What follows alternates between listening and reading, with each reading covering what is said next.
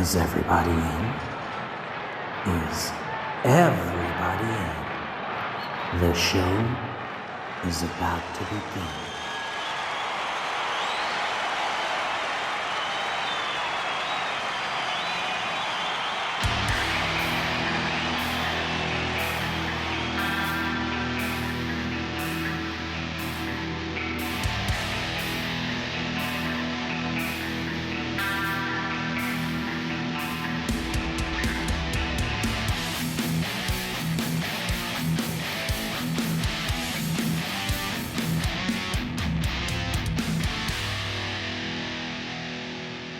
Hey, welcome to another episode of Concerts That Made Us. I'm your host Brian, and before we get into this week's episode, find us and follow us on social media. Just search for Concerts That Made Us podcast. Rate and review us on iTunes. It really helps the show grow. Follow and subscribe on your favourite podcast player of choice and of course YouTube. Check out the website at www.concertsthatmadeus.com, and if you'd like to support the show you can do so by signing up at patreon.com/concertsthatmadeus. Now I have to apologise about my voice. I have a bit of a sore throat, but don't worry, this episode was recorded a couple of weeks ago. So anyway, my guest this week is a bit of a special one. It's Arno Carstens, lead singer of the legendary Springbok Nude Girls, one of the biggest and best bands to ever come out of South Africa. I really had a lot of fun on this episode. I think Arno's relaxed personality and great sense of humour really comes through on this episode. I mean, I think 90% of the episode is just us having a good time. So, without further ado, let's get on with the show.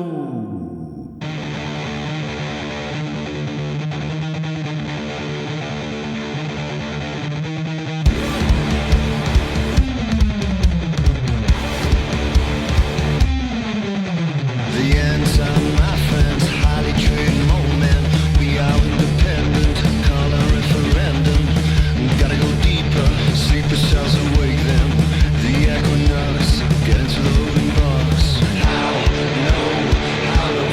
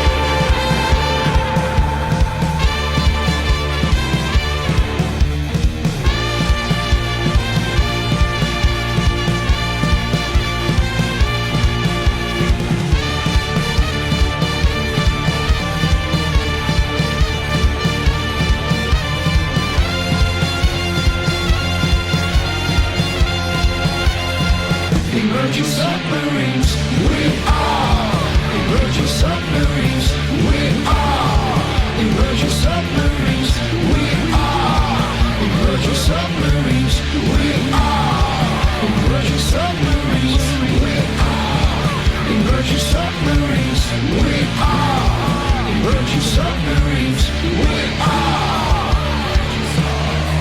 we are.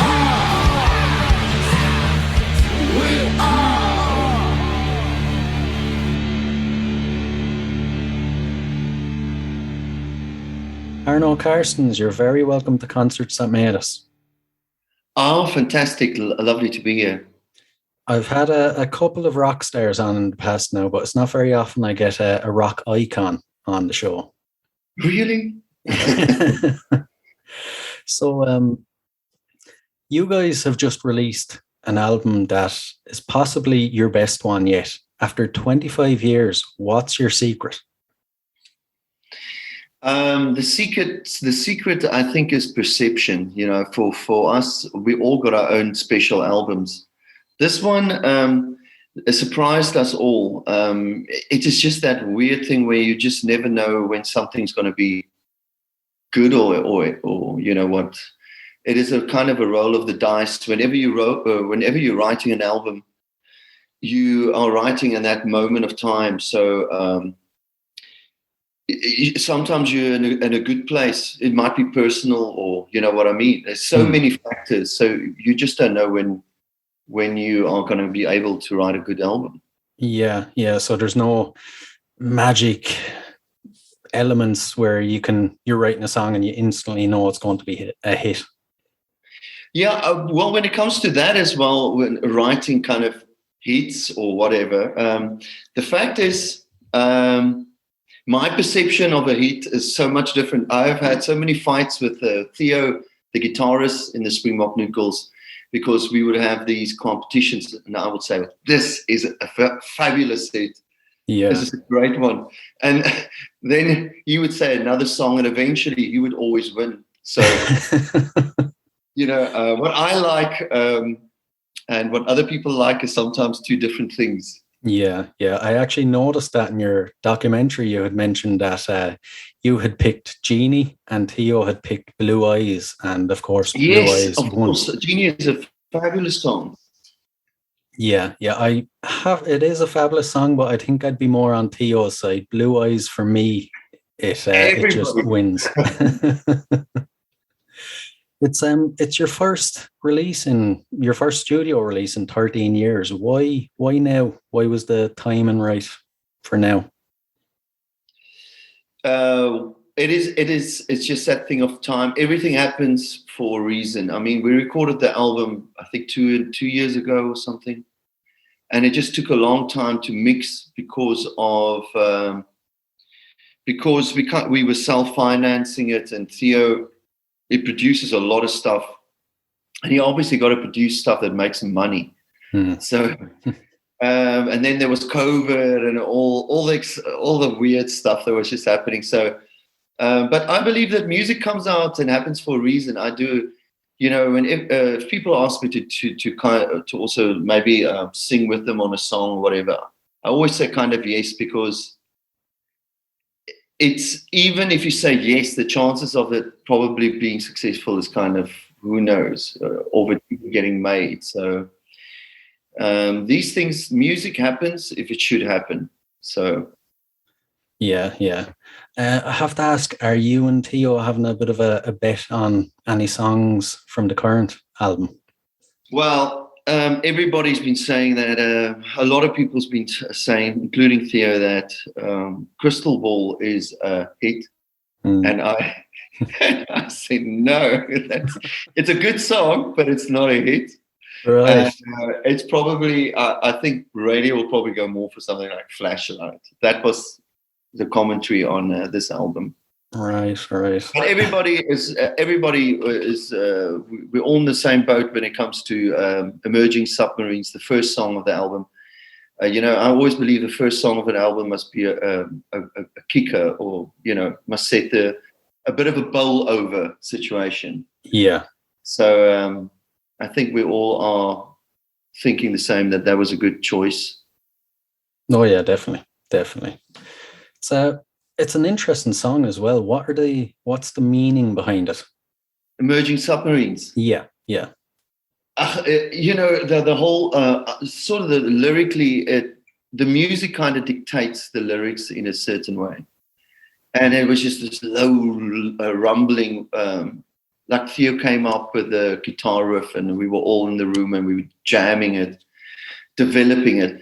And it just had this low rumble, like the ants are my friends. What's that? The ants are my friends, highly trained mole men. It just had this underground vibe. And where I live in Simonstown in the Cape Town area, and this is where the Navy is, and we've got our South Africa's 2 submarines are always here in the bay. So you know what I mean? It's just got it's kind of a playful, but also there's always little specks of how we project what we see around us on TV, you know. Yeah, I getcha. Yeah. Always a little bit of that in it, but a lot of humor kind of thing. Yeah. You can definitely pick up on it anyway. It's another great song. If I had to pick my personal favorites from the album now, it'd be Emerging Submarines and of course Crystal Ball. You see, Theo wins again. Yeah. He, I think he definitely knows what he's talking about when he's picking the songs. Yeah, doesn't bode well for my solo album, I tell you that. Oh. You mentioned before recording you're actually currently working on your upcoming solo album. Is there anything you can tell us about it? Well, it's done. I'm just trying to finish the artwork, and we got it. We finished it last week, the mastering, everything. Look, what it is for me in my solo capacity, I've been putting out every 3 months a new song for last. So this is almost like the last 2 years music kind of thing. Now compiled as an album with a whole bunch of new stuff, but yeah, that's quite cool. So it's a different world we're living in when it comes to making albums now, because you make it like little bits, and it's fantastic because I think the quality of the songs are better. Really? Because you spend more time in production on concentrating on it being kind of a single thing. Not that it has to be, but you know what I mean. You just kind of you would always go that way. Yeah. So you prefer the music scene or the music world nowadays compared to when you started, would you say? Yes, I'm definitely enjoying it more right now. And it's a kind of a dichotomy or a weird situation, because as musicians, we don't want to give our music away for free because it costs us a lot of money to make. But that is what is happening. But then at the same time, I love listening to Apple Music or Spotify, and just the fact that I make my own playlists all the time. It's absolutely fantastic. But so in the music world, it's forced musicians now to, instead of waiting for in the 90s, it was every 4 years you can bring out an album, you know, because you tour the rest of the time that album. But now these days it's every 3 months. I think you can bring out a song, and it's fantastic. It keeps us in the studio. It's much more creatively. I think it's a fantastic thing, you know. I think some things needs to be sorted out a little bit, but as a musician, I feel very alive at the moment. Yeah. It's also a great way to keep you at the forefront of people's minds. You know, when there's songs coming out so close together, you're always releasing new music for people to sink their teeth into, so to speak. Yeah. And it's kind of a thing that comes from the 70s and 60s, isn't it? It's like in the old days, they used to do singles. Yeah. I've got my friend of mine is called Mike Rutherford from Mike and the Mechanics and Genesis. And he says that we were talking about this, and he says, well, that's how they used to do it in the old days. They used to put out singles, and they would, if the single did well, then the next month they'll bring out a single that sounds pretty much the same. It was fantastic. Yeah. That explains a few things about the 60s and 70s, all right. Oh, we'll move on to your gigs in your early days. So, growing up in South Africa, it must have been tough at times. What was your exposure to music while growing up? Yeah. So I lived in a small town where we couldn't pick up the cool radio station. Here we go. This is why I've got weird taste in music. So, but somehow me and my two friends, they used to order music. We used to get a magazine, a zine or something, NME, like a little newspaper. And in that, we will check what is cool and what is. So we would order music from Europe or London. Yeah. And it was fantastic. We used to get the tapes, and so we had the Smiths, and we had all the stuff. And anyway, the live scene there was nothing there, right? So I think the first rock band thing I saw was Johnny Clegg and Savuka or something in the town hall, and it was a very interesting experience because it was still a little bit in the apartheid days. But it was a fantastic thing because it started weird, and then eventually we were all just dancing. It was a fantastic experience. Music brings people together, you know what I mean? Exactly. It was me and our priest and all different groups of people, and eventually, but the thing is, the priest had a fantastic spirit, so Right. we were partying it up. That was fantastic, and then that was it. Eventually, my friend stole his mum's car pickup, and then we would drive through to the Voelvrouwbeweging, which was this anti-apartheid music movement with Afrikaans people. Making this incredible. It was an incredible movement. So it was very exciting, my thing. And then eventually I went out of school, went to the army, went to try to go study. And then we started the Springbok Nude Girls. And then I left my job, thank God, because I had nightmares about it. And since then I haven't looked back, you know what I mean? So yeah.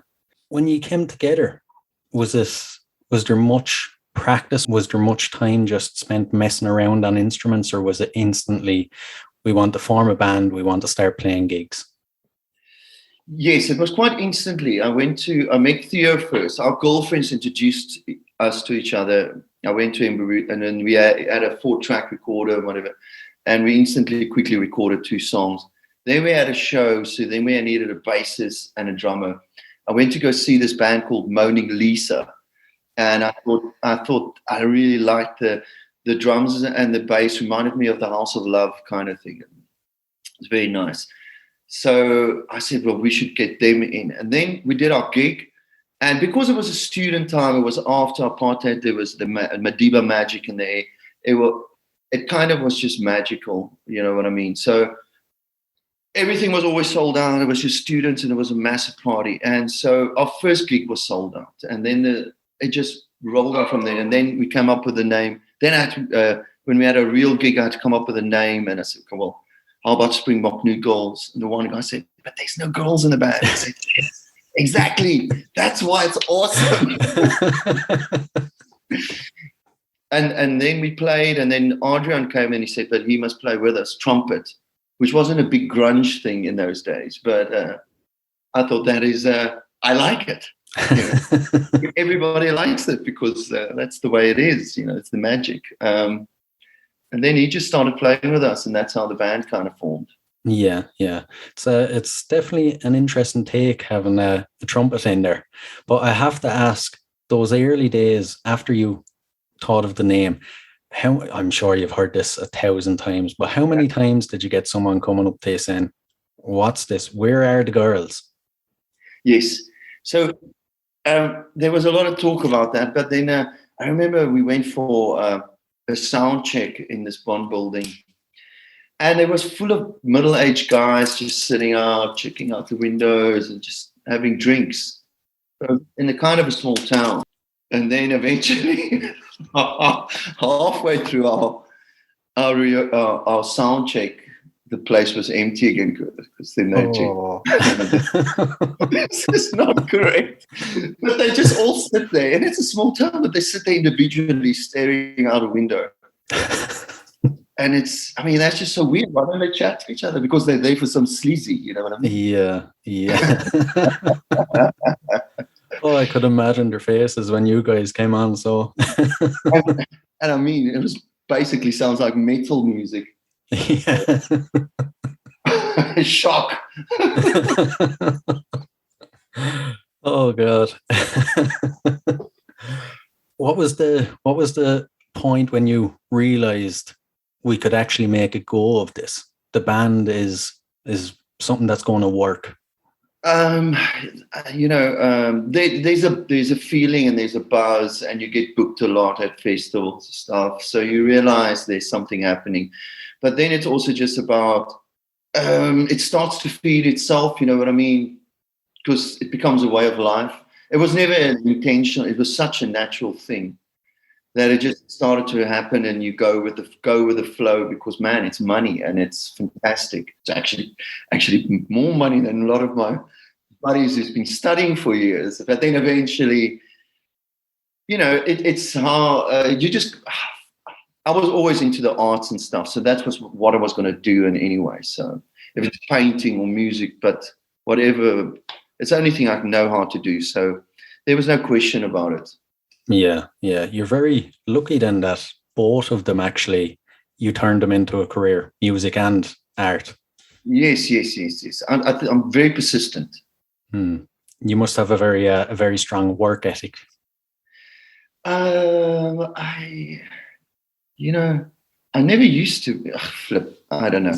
You know what? I can tell you one thing. I stopped drinking about 3 years ago, and I have to tell you, since then, there's nothing else to do. I can only watch so much TV. So now I just paint and I write songs, and it's fantastic. It's absolutely fantastic. Other times we were just driven by real life, you know what I mean? Record companies and stuff like that. And also, I do like what I do. So it's cool to be able to, you get a cool idea. Of course, you're going to go write it down quickly. Yeah. That's I think that's the secret to life anyway, to make sure you can do something you like doing and it doesn't feel like work. Definitely. Yeah. So back in the days then, you guys, I've heard that you used to party hard. And do you think the rock star life helped with the band, with writing lyrics, and the experiences you were having led to greater songs? Or when we were in the run in the thing of all those years, everything was quite natural. It felt very natural. It wasn't really about lyrical content. So yeah, it's about interesting stuff. I mean, you're going to write interesting stuff, but it was for the Springbok Nude Girls, it was more about the live show, the energy and the stuff. And so what was the question? The partying, the rock star life, the experiences you were having. Oh my God, that just answered itself, isn't it? Yeah. It must have had a bit of an influence. Yeah, long-term effects. No, I must say I'm one of the lucky ones. I could kind of walk away on my own terms, but not everybody, and we've lost a lot of friends and stuff. But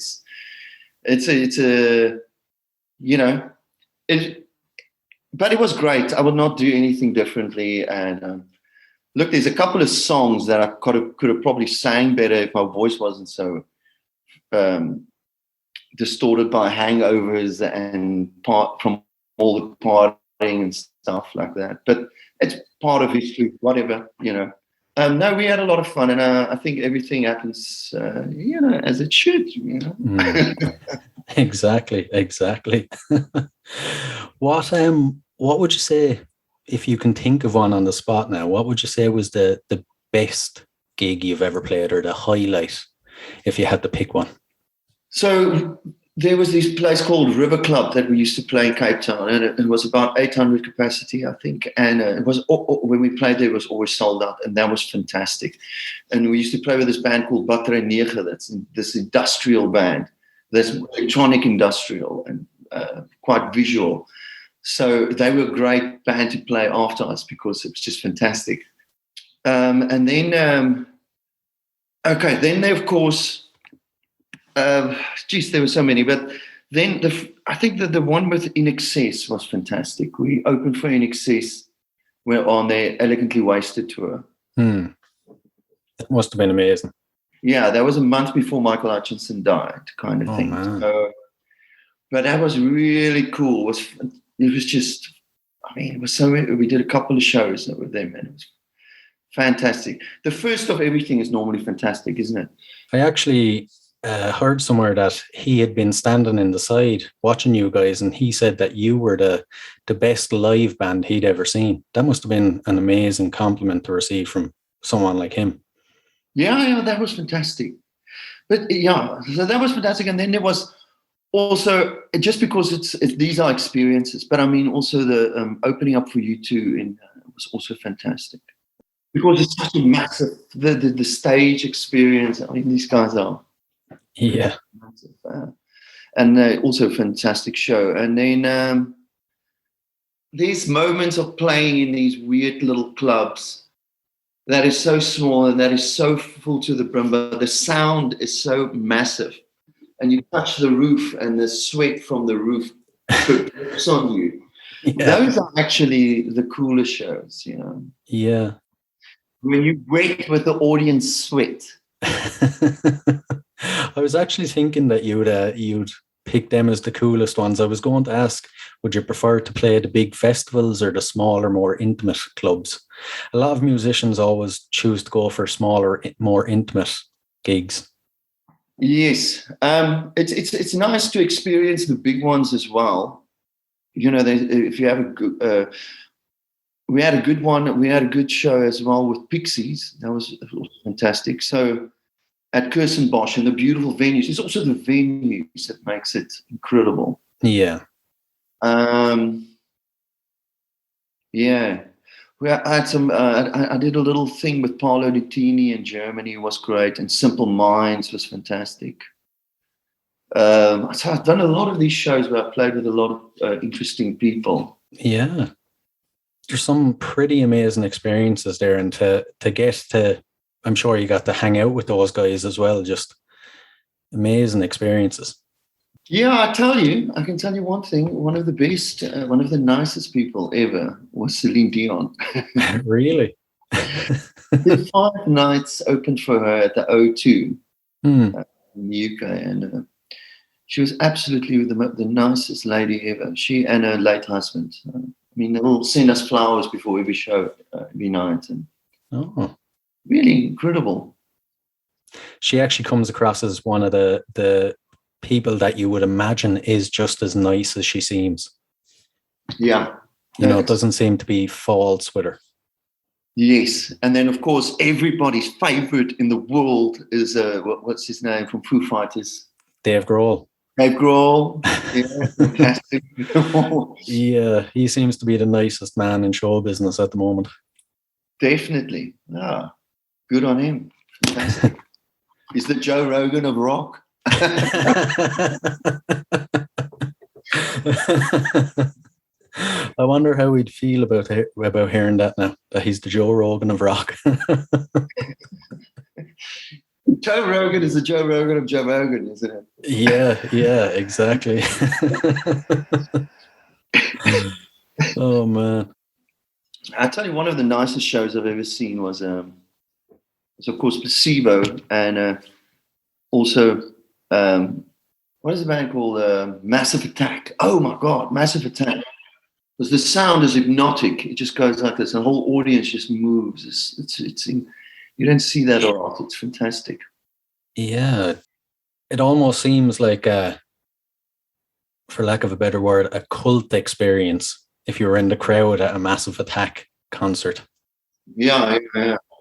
Yeah, they seem like they're really able to get the crowd on the one mindset and just as you said, hypnotic almost. Yes, fantastic. Yeah. And that's what you get if you do small clubs. Hmm. You know, like big rock, small club kind of thing. The closeness of the people and the music and each other's sweat and stuff. I mean, I think that it also becomes this kind of a hypnotic. That is exactly what the old people used to say about rock. It's satanic and worship, evil. not whatever. Cut that part out. It's just a good vibe, it's a good spirit. Exactly. We'll flip it around a bit then, and if you can talk about them, is there any worst experiences at gigs you've had? Worst experiences. Well, the worst experience is probably there was this long catwalk. I was running backwards in a kind of a Michael Jackson-ish kind of way. Right. I thought I was working out my steps. It was a very instant thing. Okay. And I ran backwards straight off the stage. It was like a 2 meter high thing. Oh. It was crazy. It was quite a shock. I was in the audience and anyway, it was just super high, man. And anyway, I made my way back. So that was quite weird. And the other time, Theo, the guitarist, we're on stage. I think it's the one and only time we ever did cocaine on stage. But anyway, Really? the guitarist fell through the stage, but he had wireless. So he was under the stage, but the music, he was still going on with his lead guitar. Where's Theo? But we're also in our own worlds because this is an experience and maybe a bad experience. and then Theo comes. He comes up on the side of the stage again from the back, and all right. So there was that, and then there was this one time we also did we tried things. So we tried to take mushrooms before we play. Right. And we played, but the thing is, mushrooms sometimes makes you kind of feel very tired, and then up and then tired. So we were playing out of time and in time. Right. It was there's a song called Bruce Bleed that I wrote for Bruce Lee's son who got the accident, and if the song would go slow and faster, and it started to feel quite kind of strange. Well, I can imagine. Maybe not. It's like a bad trip. But so I think those are moments that may be bad, maybe not that great, but it's good stories. Yeah, exactly.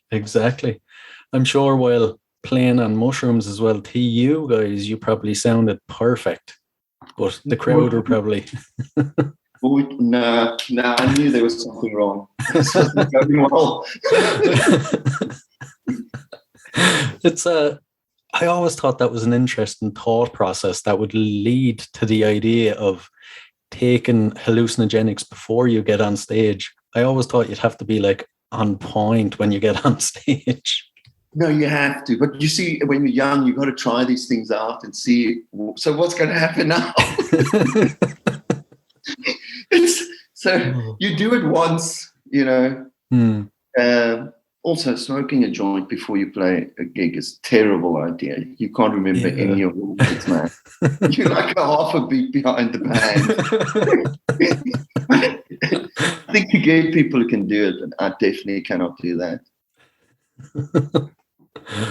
Oh, man. I'm sure the partying, the drugs, the whole lifestyle, was that a factor that led to you guys breaking up, or, as you should have put it, taking a hiatus when you did? Yes. No, it was also that, and we were reaching.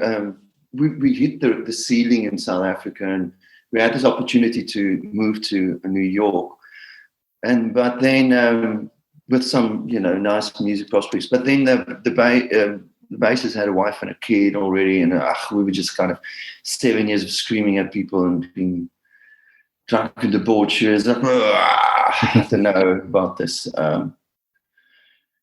Maybe that. We should have taken a break. That's it. Bands should never say, "Oh, we're going to break up." It's a stupid thing to do. Just say silently. Don't even tell anybody. Just take a break, Yeah, just don't gig or release an album for a couple of years and then.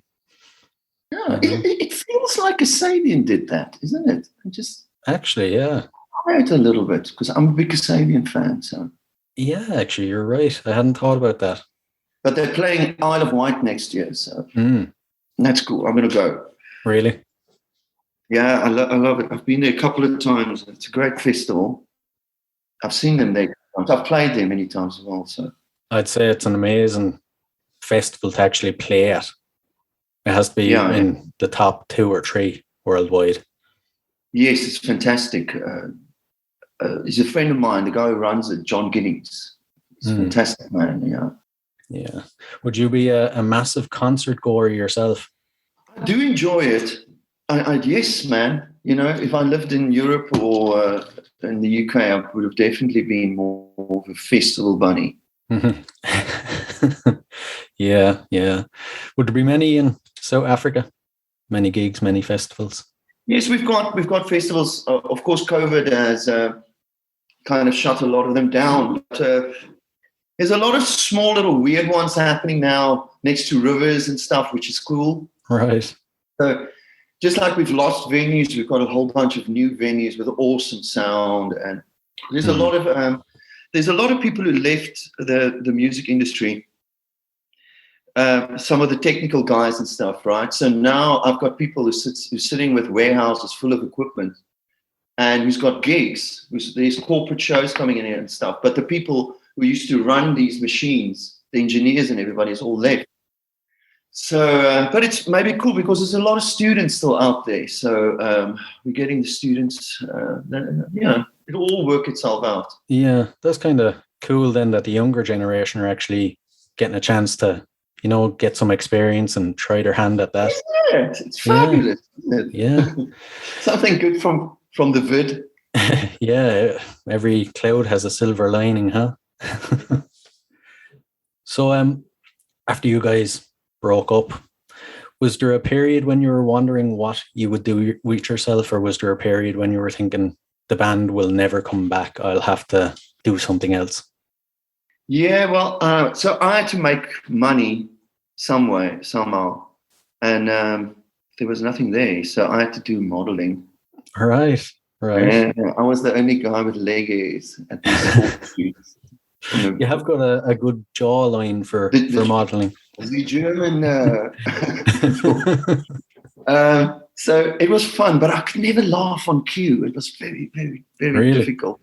It's like 1, 2, 3, smile. It's like. Anyway, that was a short stint. I thought that was really soul destroying, but it paid some bills. And then I started writing my solo album, but then I realized that there was no support. So my music career is probably over. So right. I thought, okay, I'll just write the album for myself. And then I got these 2 friends that came in and financially helped me to record the album. But yes, there was a moment there that I thought it's totally over, and so well, that's probably it now. I don't know, so it's crazy. You get this finality. But then I wrote my first solo album, and that solo album did very, very well. So thank God for that. Yeah. How did you feel about being a solo artist compared to being in a band? Whereas, in a band, there's 4, 5, 6 people to take credit or share the blame when things don't work out. But when you're solo, it's all on you. Yeah, there's a permanent difference. And that's why I love doing Nude Girls shows and playing with the band, because the permanent difference is the fact that the one you feel kind of you are responsible for everything. From the show, you just feel like a little bit like of that. But then with a band, it's cool because you're one of many. You're in a gang. Yeah. And it's like, it's such a much more relaxed vibe, and there's a band of brothers, that's fun. Yeah. But I must say, in my solo capacity, I've got fantastic musicians now, but I still feel more relaxed when I'm with the Nude Girls. So. Yeah. Do you think it'll be something that'll go side by side for the rest of your life, the solo career and the Nude Girls, or? Well, I think it's quite logical to say that I think my solo career will probably last maybe longer because it's not as energetic and crazy as the Nude Girls, So it's going to be hard to play those gigs when you have a Zimmer frame and stuff like that. Exactly. So it's funny. Yeah. But it's sometimes it's awkward. But then the Stones can do it in their late 70s. Incredible, I tell you. Incredible. Yes. So let's see where this all goes. Yeah. I love your optimism. I'm also drenched in optimism. But yeah, it's interesting. Yeah. The last gig you guys played together, when would that have been? 2 weeks ago or a week ago. I was thinking it was recent enough. Yes, it was. So we did these 4 gigs, and 3 of them was really good, and the one I just felt I didn't have rhythm or I couldn't connect really. Right. Yeah, you get these nights. It's just flipping weird. But I got in the lead singer of Sugar Drive and the lead singer of Wonderboom, and they came in on stage and did some songs with, and that was cool. I kept them there. Entertained. Oh. I have to ask back to the releasing the album and the first one in 13 years. Whose idea was it first to get the ball rolling? And well, I think we had these shows in South Africa, and the guys were flying down to he's coming down from the UK to come do them. And then we kind of worked it out. And okay, but hang on, let's just stay for a month, do a couple of gigs, and then record an album. So I wrote a bit of songs before the time. Like we always do, I take a couple of songs there and don't finish them totally because it's nice to get developed by them. Plus, and then also the band, Theo came up with like the licks for Emerging Submarines and Best Friends, Best Enemies. So it just, so we planned it in a month, which in a perfect world, it would be great for a band to spend 3 months together to really work it out, man, Yeah. But we did it, and we did it, and we did it. And in a way, it makes it for part of its charm.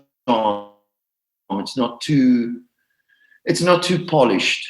Yeah.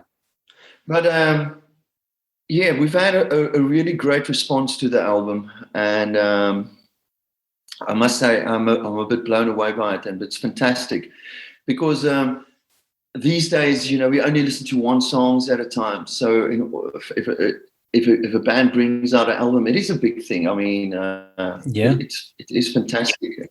It is still a Pandora's box to still listen to a whole album and get the vibe, And I tend to do that because I paint a lot. So I get to listen to a lot of music. Also, South Africa is so massive that we drive forever. And of course, it's great to listen to music in cars and stuff. Too. Yeah, exactly. It's almost a weird feeling when you see a band has released an album, or at least I feel that way when I go onto Spotify and see a band have actually released a whole album as opposed to, as you said, singles. It's very strange, but it's great, and it's definitely something we shouldn't lose going into the future. Bands should keep putting out great albums. I don't. We were talking about it the other day, and the fact is, it will never go away because it is a body of work. It's a time of your life. You're gonna, like, I've done my album now, so now, okay, or the Nude Girls. So it's done now. So we relax a little bit, but then about February next year, I think we must start on our new adventure. Right. And maybe put out a new single and let good production steer the way to what's going to happen down the road. You know what I mean? And so you're going to. So that's what we do as musicians. We build up bodies of work because you give yourself a break and then you go on what you do. So I think that will kind of hopefully always be there. Yeah. Fingers crossed. Anyway, the a very good friend of the show is actually a massive fan of yours. His name is Xander, and he's the one that actually introduced me to your music. And I asked him if he had any questions for you, if you don't mind. Yeah. He said when he was growing up in South Africa, that Bubblegum on My Boots was the anthem of his teen years. He wants to know, what is the song about and what influenced you to write those lyrics? So it's a mixture between the bass from Pixies, kind of thinking of Sonic Youth type of, you know what I mean? That kind of rhythmic thinking. Yeah. Of just go, man. You know what I mean? That thing. And then also I loved Papa Don't Leave Me Henry from the Nick Cave and the Bad Seeds, that album Henry's Dream that came out round about the time that we came up with that song. And I had Papa Don't Leave Me Henry, Papa Don't Leave Me Boy. Something with the B's and the P's. You know, it works great for explosive feeling to a song. Yeah. The bass.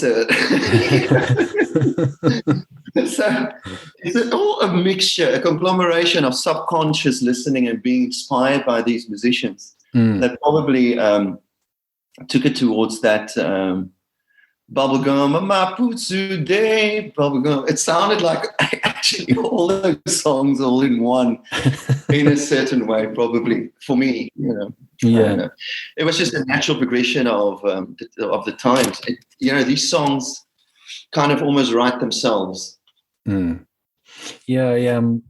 I've seen some archive footage of you guys rehearsing, and I love the way you seem to come up with the songs on the spot, or at least some of the songs on the spot during rehearsals. You know, you're jamming with the band and the lyrics just start coming out of you. I find that very interesting and almost unusual in a sense as well. You don't see it with many musicians doing it that way, you know?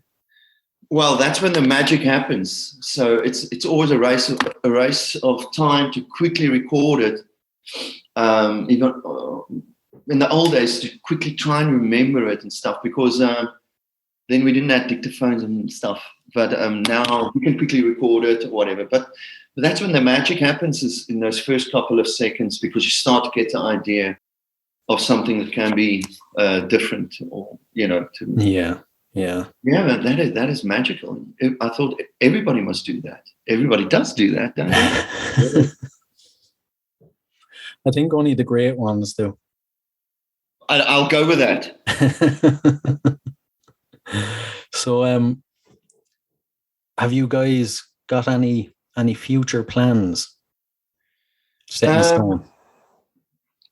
Well, so I think we must next year start.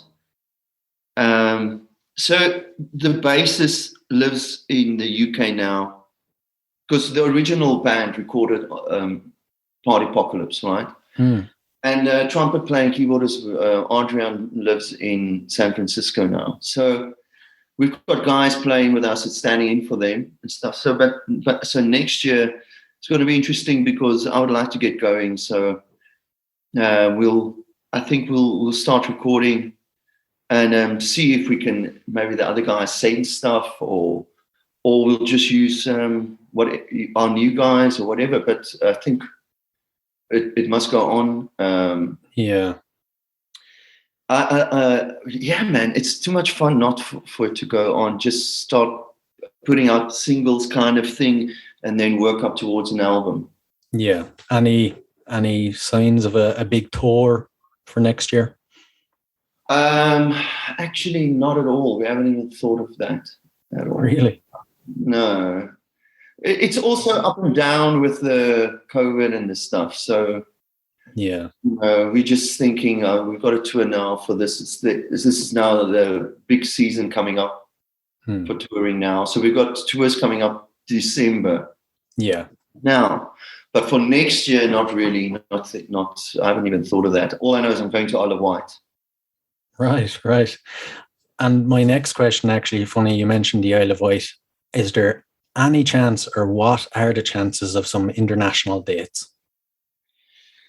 We'll have to talk to people. I don't know. We've had some a bit of airplay in Barcelona and somewhere in Germany. I don't know. So who knows what can come from that? You know what I mean? We must talk to the record company. Let's make the record company sort this out. Yes, exactly. If the listeners would like to actually get in contact with the record company and tell them they want the Nude Girls to play in their country. Definitely. There we go. Mongrel Records. I know for one, I'd absolutely love if you guys came to Ireland. Have you ever played? You've never played Ireland before, have you? I've been in Ireland once at a festival. Really? I played there in a festival in my solo capacity. And the script was I think I quickly met the guys from the script there.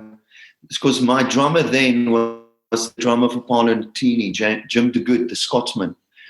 So anyway, it was fantastic, and I thought the Irish had beautiful, beautiful women, ladies. I saw a lot of blue eyes and dark hair, and it's like a weird combination. And yeah, really beautiful. It's fantastic.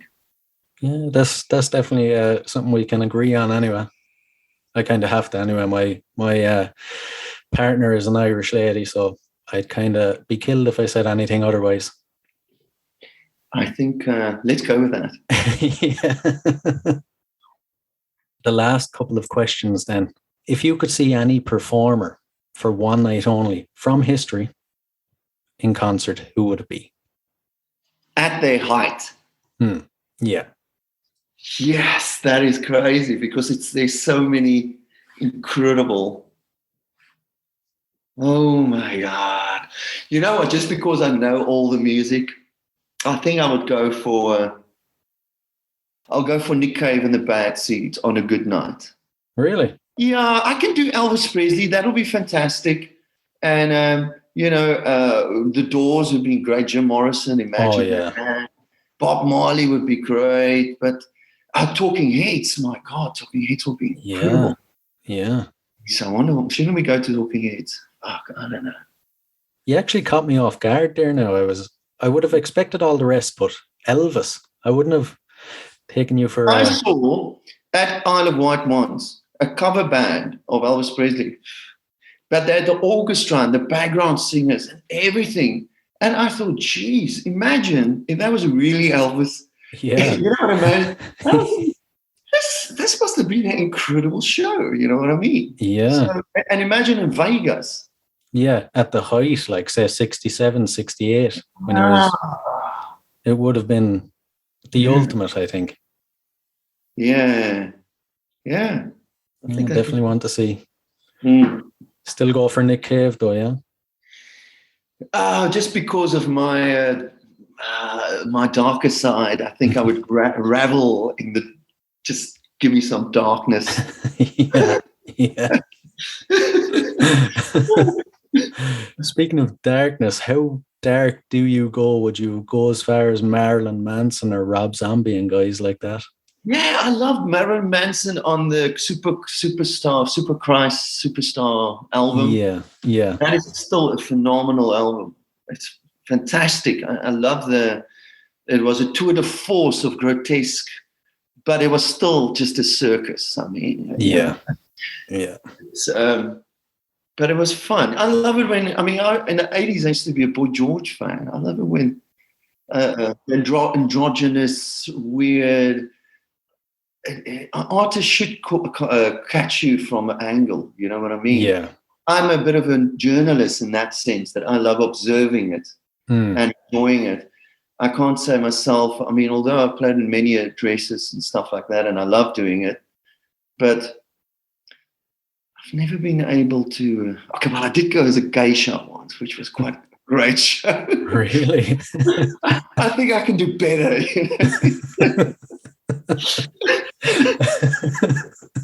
Last year's Halloween show was a geisha, so it was a fantastic nude girl show. So we recorded it. I've got that, and we recorded our CD launch now. So I'm going to put it together, and we're going to re-edit it into a kind of a movie vibe. Oh man, that'll be brilliant to see. Yes, Very that's going to be exciting. cool. Yeah, I'll get Theo to zoop up the sound. You know what I mean? Yeah. Turbo boost it. Oh yeah, that'll have to be done. But you should definitely add plans into next year now to do some sort of Marilyn Manson type sort of extravaganza. Oh man, I think Marilyn has done it. He's done it well. But I think we need another one. Marilyn, yeah, Marilyn he's like a tattoo. It looks good on other people.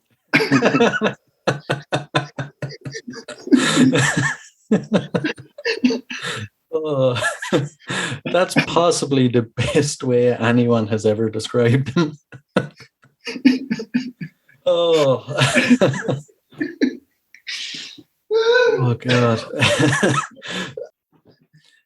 On that note, I'll move on to the next question. If you could be locked in a room with any performer from history, dead or alive, hopefully they're alive while you're in the room with them, for 24 hours, who would you pick? At the peak of the performance. That would probably make for a better night. Let's go for the peak of the performance. All right. I'm a big Michael Caine fan, so I would love to spend a night with Michael Caine, a day Really? or whatever. Yeah, I think he must be such an interesting guy. Or I think even when he was young, he must have been a fantastic drinker. And yeah, I've done his book From Elephant to Hollywood. Fantastic, absolutely fantastic. really. I do audiobooks because I'm dyslexic, you know. So he reads it himself, and he sounds like such a cool dude. Yeah. I actually love audiobooks as well. I used to be an avid reader, but as I'm getting older, I feel like my attention span is getting less and less. And by the time I'm near the end of the page, my mind starts to wander. So I find audiobooks are definitely better nowadays. They really keep your attention, especially if the author is reading them themselves. I'll have to add Michael Caine's to the list.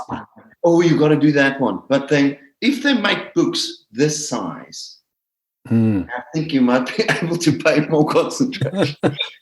Probably.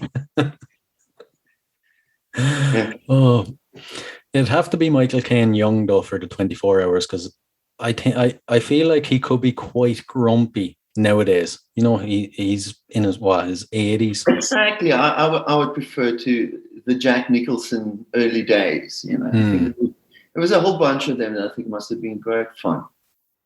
Even Leonardo DiCaprio and I think Brad Pitt in their heydays was probably great fun as well. Oh yeah.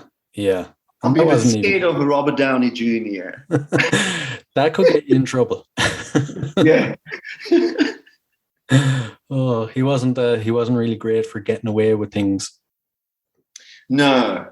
Yeah, and as he's got older, I know it's a great thing that he is reformed and all, but he seems a bit more boring, you know. But everybody is a bit more boring when they get older, when they do their thing. Yeah, maybe. True. So the final question. Behind that boring facade, I can tell you, is a lot of rage, I think. With Robert Downey Jr.? Most old people. Right. Probably. Are you speaking about yourself as well? Yeah, I think that is a. I think we just get better at handling our facial expressions. I think as we get older, we just get better at not giving a fuck, really. Exactly. Yeah. Yeah. I like to watch these old, like Skominski method, and Oh, yes. you get these comedies that is these older comedian, and I find it absolutely. I love it. Yeah, I actually love that show. I love Michael Douglas. Yeah, he's always been a great actor. And Curb Your Enthusiasm. Another great one. Great one. Yeah. It was a little bit obnoxious sometimes, but you could just read some stuff while he's obnoxious. Yeah. True. If you had to pick a song that would appear on the soundtrack to your life, what song would it be? Whew. But it'll drive you crazy. Just not for into eternity. Just once off, right? It's not going to be on repeat on an island.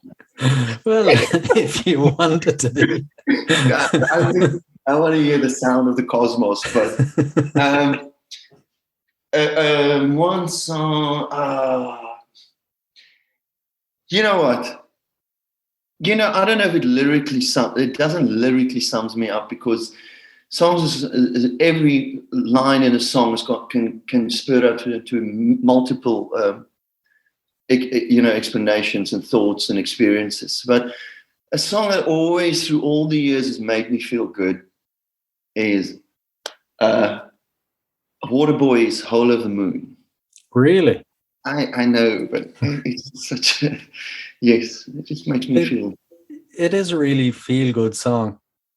It Very is a song, unexpected, but it's kind of that the way that he sings out of with the reverb. It's like he's going somewhere. I picture a rainbow.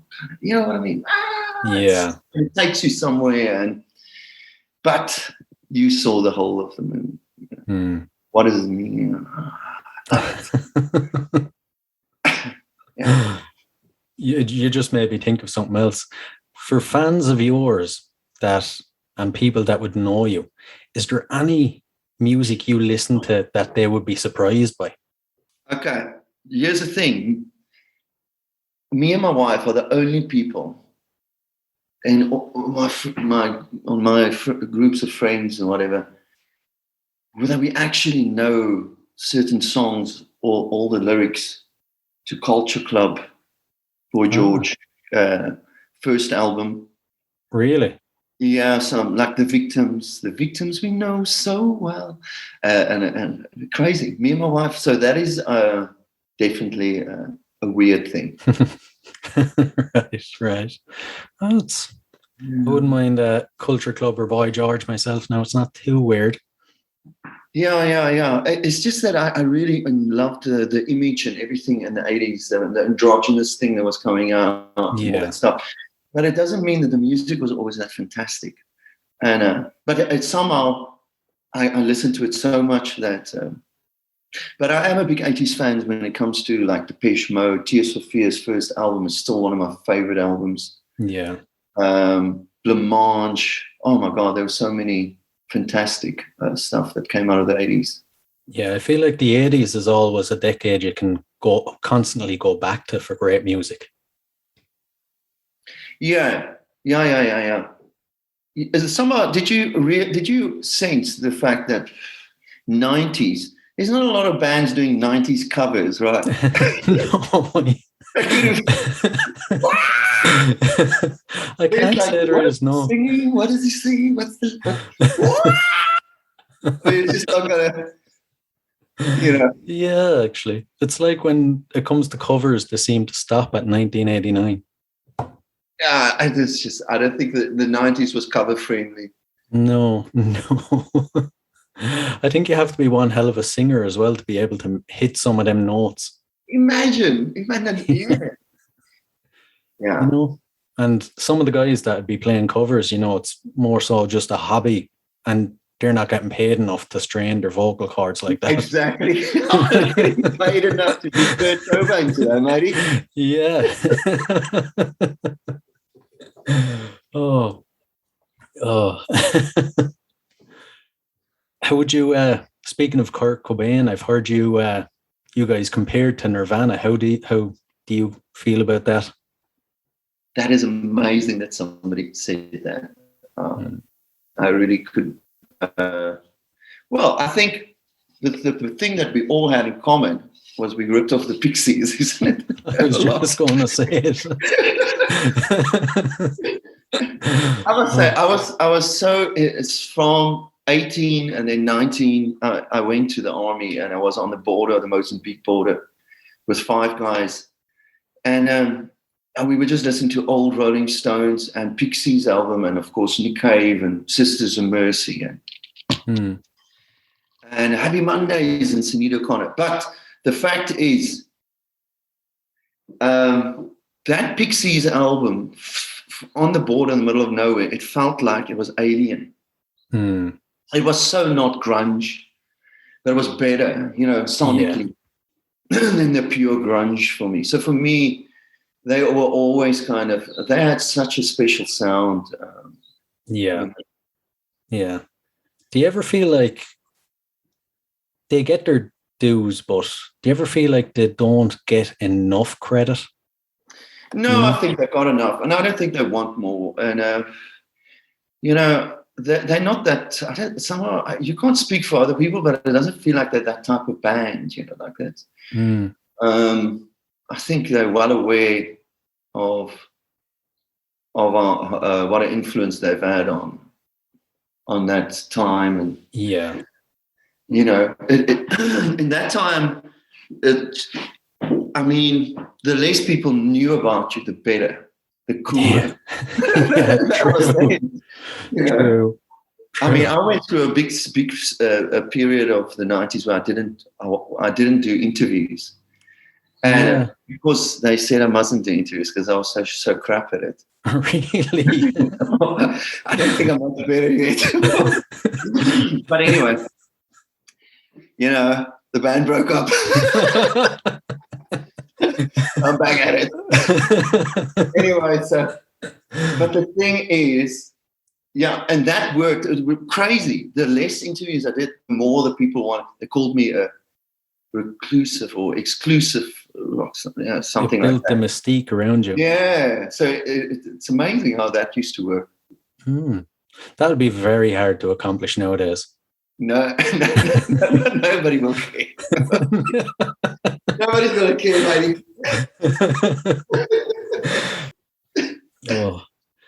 Oh God. So the final thing then is my favorite, Theo's favorite, probably not your favorite. Crystal Balls is going to play us out this evening. Would you like to tell us a bit about the song? Yeah.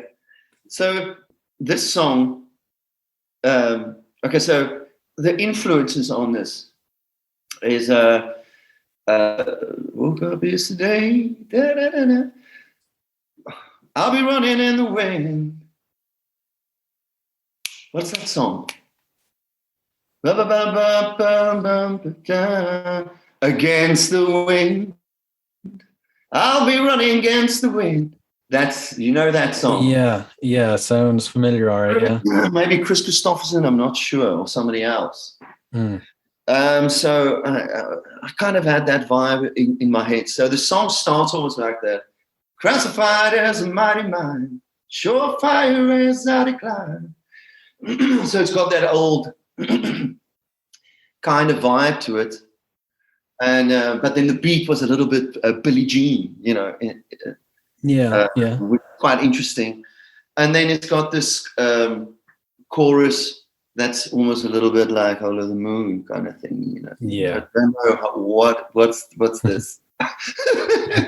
And then but here we go. The fact is, Crystal Ball is about a relationship with somebody that is a turbulent relationship, like most people have turbulent relationships, and where the future it just keeps knocking you down, 2 steps forward, 1 step backwards. That's also part of a global phenomenon. And then also putting in the crystal ball there that there is a light at the end of the tunnel. It's very dim. And it's just this kind of a humoristic irritation with the thought that things are always just got to throw a little bit of salt in the wound.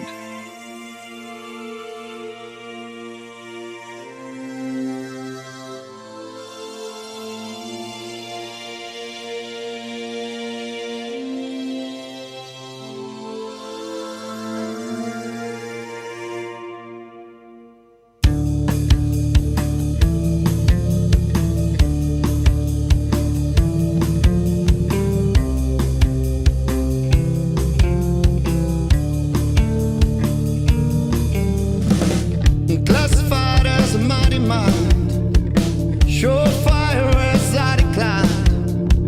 Oh, the undertones of a flexible world. I should have known when you became the gatekeeper to your kingdom, oh, gardener to your life. Oh, I pick the fruits and I prune the flowers in the morning light. Underneath is a golden mine. Crystal ball, mistaking my goodwill for kindness. Crystal ball, mistaking your goodwill for kindness.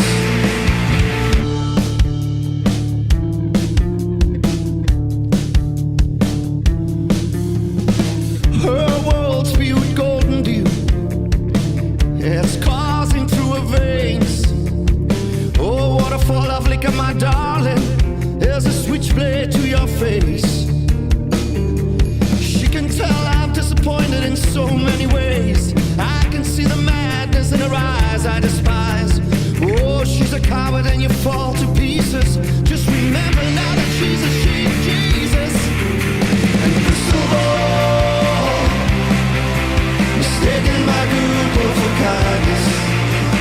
Crystal ball, mistaking your goodwill for kindness.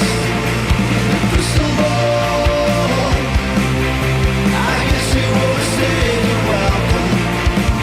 Crystal ball, mistaking my goodwill for kindness.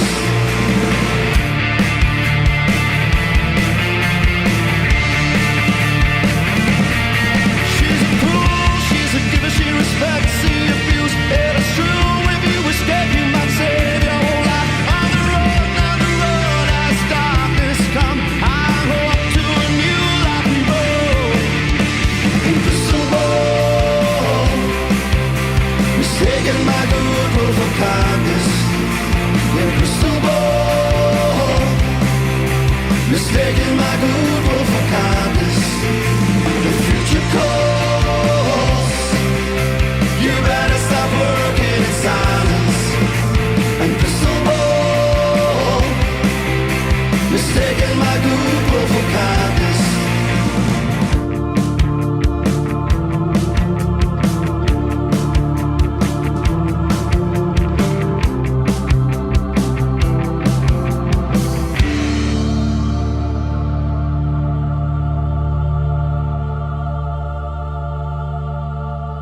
Hey guys, I really hope you enjoyed this show. If you did, rate and review us on iTunes. Really helps the show grow. You can find us on social media at Concerts That Made Us Podcast, and be sure to check out our website at www.concertsthatmadeus.com. And if you'd like to support the show, you can do so by signing up at patreon.com/Concerts That Made Us. We've got 3 tiers available. If that's something you're interested in, you'll get access to a private Discord, exclusive uncut video versions of the podcast, early access to ad-free versions of the episodes, and much, much more. So, until next time, keep rocking.